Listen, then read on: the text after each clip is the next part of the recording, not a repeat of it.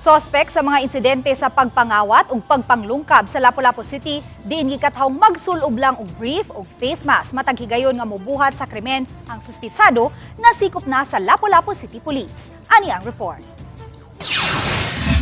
Pinasikad sa warrant of arrest sa kasong kalapasan sa Section 11 sa Republic Act 9165 kung paghupot o gidiling drogas, nasikop ang 34 anyos nga lalaking sospek sa pagpangawat sa pipila ka mga panimay sa Lapu-Lapu City.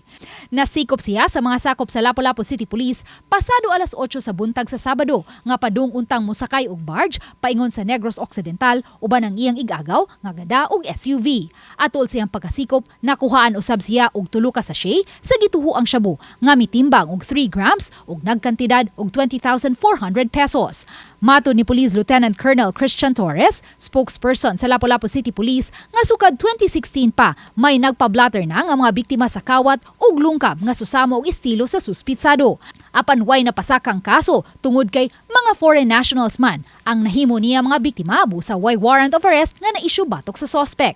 Apan sa pagkasikop sa sospek niadtong Sabado, giangko niini ang salaod. Gitudluan usab sa dinakpan ang kapulisan kung asa niya gilabay ang vault sa nakawatan niyang Korea National nga nagabang og balay sa Barangay Maribago sa miaging semana. Apan nahanaw na ang sulod ni ining salapi. Base lagi ato nga nung mag-brief siya is sayon ra ang pagsud then in case madakpan siya dili siya magunitan kay wa man siya tapot sa nina. Apan gisubay pa sa Lapu-Lapu City Police kung pila gayud ang tanang sulod sa vault kay gikatahong nag-usab-usab ang kantidad nga gideklarar sa biktimang langyaw. Ang suspitsado lumad nga taga Calatrava, Negros Occidental ug unang nanrabaho sa Lapu-Lapu City isip boatman. Apan kay matud pa hinay ang kita, hinungdan nga gisudlan niini ang pagpangawat. Gi-verify usab karon sa kapulisan ang gibutyag sa suspitsado nga may Korea National ug usa ka Pinoy nga trabahante sa langyang biktima ang mitabang kaniya aron mapasayon ang pagkuha sa vault sa usa ka panimay sa Barangay Maribago. Mao na yang gihatag nga revelation, di naman takakuha na to kay di naman siya sa pursuit. I-link na lang to nato kato iyang gipang-allege nga mga apil sa pagplano sa pagpangawat.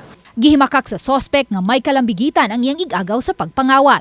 Apan ang iyang igagaw nga 30 anyos nga uban niya sa pantalan sa Toledo City nasakmitan usab sa kapulisan og 9mm pistol ug 2 ka mga magazine nga may 25 ka mga bala nga way lisensya maong lakip siyang gisikop sa kapulisan.